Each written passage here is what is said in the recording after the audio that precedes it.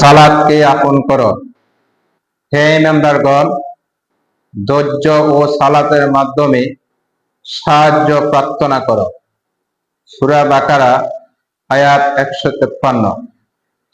উদ্বেগ ও উৎকণ্ঠায় যখন জড়িয়ে পড়বে তুমি, হতাশা দুশ্চিন্তা যখন ঘিরে ধরবে তোমায়, তখন দেরি না করে সালাতে দাঁড়িয়ে যাও।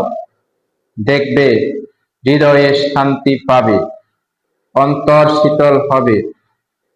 ইনশাআল্লাহ সালাত তোমার সকল দুশ্চিন্তা ও পেরেশানির কালো মেঘ দূর করে দিবে।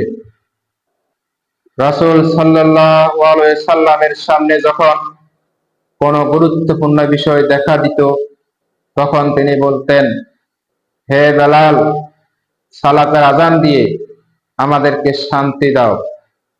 আল্লাহ হাফেজ।